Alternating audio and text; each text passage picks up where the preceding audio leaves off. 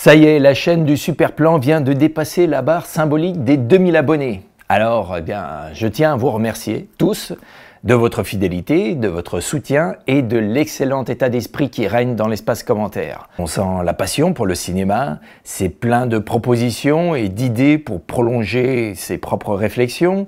C'est parfois critique et c'est normal, mais c'est toujours dans le respect des uns envers les autres. Et vos propres récits de vos séances spéciales à vous, eh bien, apportent cette dimension qui m'est chère, à savoir que les films appartiennent à tout le monde et qu'au-delà de toute analyse, chacun a une relation particulière avec l'œuvre. D'ailleurs, quand j'écris mes analyses, je les reconsidère toujours en consultant mes ressentis, ce que j'ai éprouvé face à l'œuvre, de façon à voir si ça reste cohérent. Car je considère que c'est ça qu'il ne faut jamais perdre de vue, ce que le film insuffle, évoque en termes de sensations.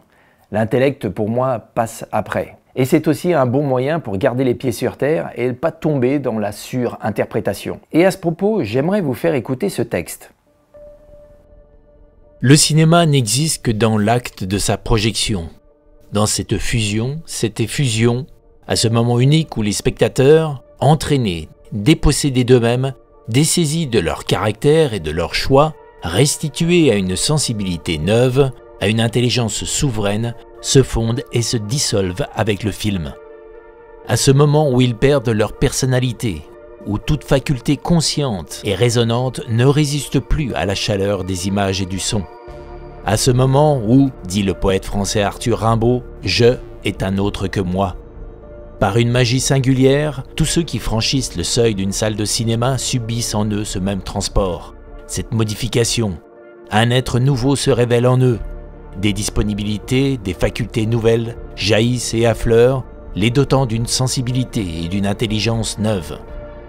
À peine passé la porte du cinéma, je est déjà un autre que moi.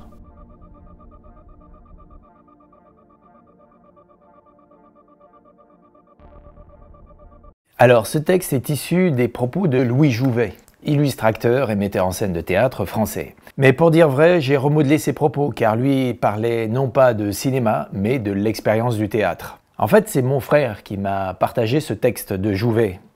Et quand je l'ai entendu, j'ai immédiatement reconnu ma propre expérience du cinéma. Cette idée que l'émotion d'un film peut être si intense qu'on fusionne avec lui et que par cette alchimie, il puisse nous faire devenir autres. Une fusion mémorable qui crée cette impression que quelque chose du film nous appartient désormais. Et au fond, mes séances spéciales s'appuient sur cette idée. Les films que j'évoque, c'est sûr, m'ont changé. Mais quand j'en parle, je n'oublie jamais que l'expérience que j'ai vécue, d'autres l'ont aussi peut-être vécue, par exemple vous. Et je ne veux pas vous voler cette expérience. Je veux simplement partager la mienne et tout au plus éclairer la vôtre. Et c'est pourquoi j'essaye de la faire de la façon la plus honnête possible. Quand je fais ces analyses, je contextualise et je me place dans le processus. Si je parle de moi, ce n'est pas par égocentrisme, c'est juste que je ne veux pas me placer en observateur omniscient. Je veux rappeler que je ne suis qu'un spectateur dans une salle qui en compte des milliers d'autres. Je n'expose que mon ressenti, ma vision. Évidemment, je le fais avec l'appui de mon parcours, de mon expérience et des connaissances que j'ai acquises en matière de cinéma. Alors, comme j'ai vu qu'il y avait des questions qui revenaient assez souvent sur ce que je suis, sur mon parcours, d'où me viennent ces analyses, comment je travaille, eh bien, je vais faire une vidéo FAQ dans ces prochains jours. Du coup, je suis ouvert à toutes vos questions. Donc si vous en avez, n'hésitez pas, écrivez-les dans les commentaires et je me ferai un plaisir d'y répondre, si je peux bien évidemment. D'ores et déjà, j'aimerais répondre à une question qui était posée par Yaek, qui demande « Quelle est ta part de vérité dans le côté fan de tes vidéos ? S'agit-il de véritables souvenirs de ces séances ou de la pure fiction ? Ou un mélange des deux ?» Eh bien, la réponse fait suite à ce que j'ai évoqué plus tôt. Tout est vérité. Cette séance pour Rambo, tout seul comme un grand, assis sur un tabouret en bois que l'ouvreuse m'a apporté après m'être gouré de salles, eh bien, c'est véridique. Celle de Mad Max dans la salle d'une MJC, tout aussi vrai. Et encore une fois, si je raconte ces expériences ou ma passion pour les revues de cinéma par exemple, c'est pour vous contextualiser les propos que je vais tenir au sujet du film. Au même titre que lorsque je le contextualise en parlant de l'époque quand je l'ai vu, ou encore des conditions dans lesquelles le film a pu se faire. Bref, posez vos questions.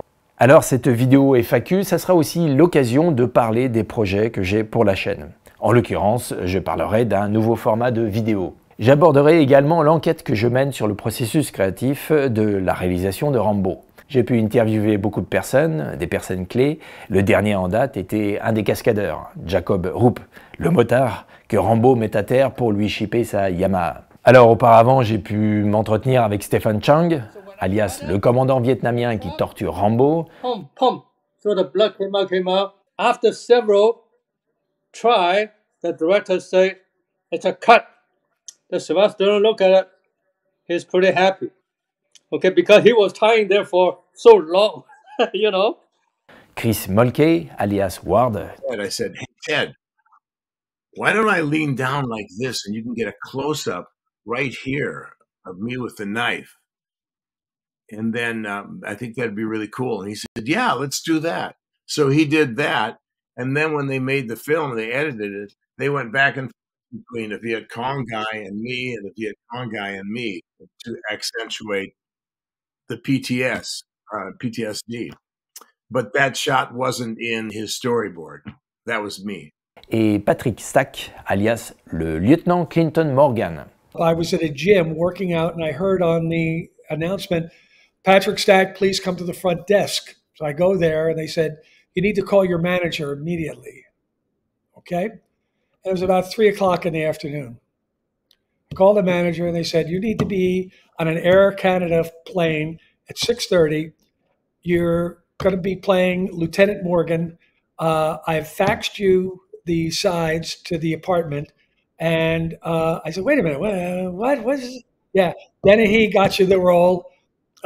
Just make sure you get on this plane and get up there tonight." Également Brian McKinney de la ville de Hope, qui fait depuis plusieurs années les visites des emplacements où ont été tournées les scènes du film. Il est aussi un témoin du tournage, puisqu'il avait 12 ans quand le film a été tourné dans sa ville. Imaginez que vous êtes en 5e au collège et qu'un matin, votre prof principal vous annonce « Enfilez vos vestes, on va aller voir Stallone sur un tournage ». Et que 10 minutes après, vous voyez la star en train de faire des pompes dans une rue avec plein de techniciens, des lumières, un cascadeur sur sa Yamaha et Ted Kotcheff attendant le silence pour crier « Action ». Et franchement, pas mal comme souvenir d'école. Alors Brian a encore plein d'autres souvenirs, étant donné que le tournage a quand même duré 2 mois dans cette ville. J'ai également pu interviewer le monteur du film, Tom Noble, Oscar du meilleur montage pour Witness quand même, c'est pas n'importe qui, un type fascinant, passionnant, avec qui on a parlé quand même pendant 4h30. D'ailleurs, tenez, pour ceux qui pensent qu'il existe quelque part une version longue du film, Tom remet les pendules à l'heure. The film, when we showed it to Stallone, I mean, he has this thing about saying it's 3 hours long. It's never 3 hours long. There wasn't the material for 3 hours long. I mean, it just wasn't there. The only scene that I remember that went on what I felt too long was when he's splashing around in those underground caves and he gets attacked by the rats.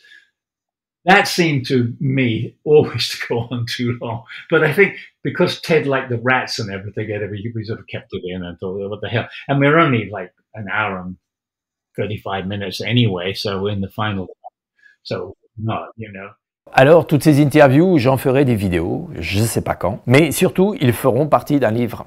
Exploring First Blood. Je n'ai pas encore le titre français pour l'instant. Un livre qui sera et l'aventure du tournage et l'analyse complète, plan par plan, de tout le film. Une analyse qui sera encore plus conséquente que les vidéos que j'ai faites. Même si j'étais déjà allé assez loin. Dans ce livre, vous y trouverez des surprises, des documents de tournage et plein de photos inédites que j'ai réussi à obtenir. Alors pour en revenir aux séances spéciales, la saison 2 a commencé avec le film Mad Max.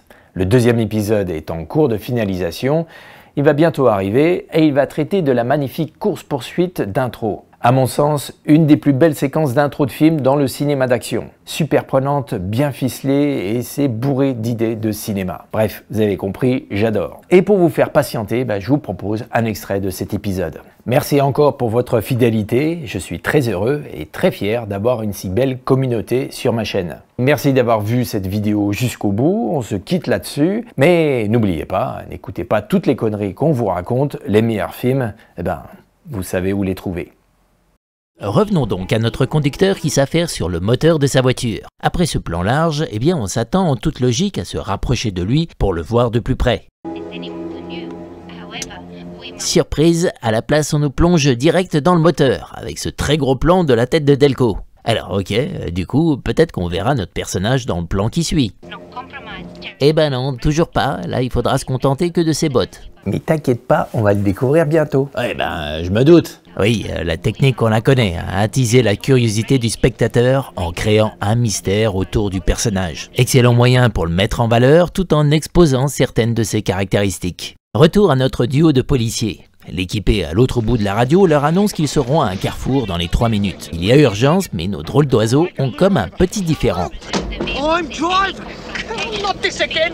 I've been assigned.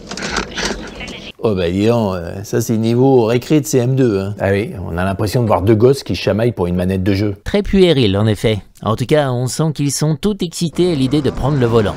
Alors ça y est, ils décollent. Roop, c'est son nom, demande des infos sur le tueur de flics. Et là, on revient à notre personnage mystérieux. Mystérieux, on va pas me la faire, hein. Je sais très bien qui c'est. Ouais, comment tu peux savoir c'est qui si tu l'as pas encore vu? Ah, d'accord, je l'ai pas vu, mais j'ai pas besoin de le voir pour savoir que lui, ça va être le héros du film. Ouais, peut-être, mais tu sais pas qui c'est quand même. Ah non, mais tu fais exprès là ou quoi? Ah non, alors là, vous deux, commencez pas à vous chamailler. Hein. Bah ouais, j'ai rien commencé moi, c'est lui qui me cherche. Non, alors écoute, ce qui veut dire, c'est que bien que tu te doutes que c'est le héros, bah tu sais pas encore exactement qui il est, dans le sens ce qui le caractérise, sa personnalité, ce dont il est capable. Alors c'est vrai, il n'y a pas de mystère à proprement parler. Il est plus juste de dire que la mise en scène cherche à présenter progressivement le personnage. Ouais, le héros. Le héros, tout à fait, on s'en doute. Ah, mais ça fait comme un puzzle. Ah oui, on peut dire ça. Différentes pièces qui vont s'assembler pour construire progressivement le portrait du personnage, du héros. Ah oui, j'adore les puzzles. Alors toi, justement, celui à qui on ne la fait pas, comment il t'apparaît, le héros? Je sais pas, mais en tout cas, c'est pas un excité comme les deux gamins. Ah oui, il est nettement plus calme et serein. Et d'ailleurs, on va voir que ça va créer un jeu de contraste très puissant par la suite. Mais on pourrait être un peu plus précis à son sujet. Bah, il a les mains toutes sales. Oui, très bien, mais pourquoi? Bah, parce qu'il a bricolé dans le moteur. Eh oui, son temps il le passe à autre chose que de se rincer l'œil en épiant d'innocents civils en plein débat amoureux ou à faire la sieste. Lui, il prend soin de son véhicule, il le bichonne.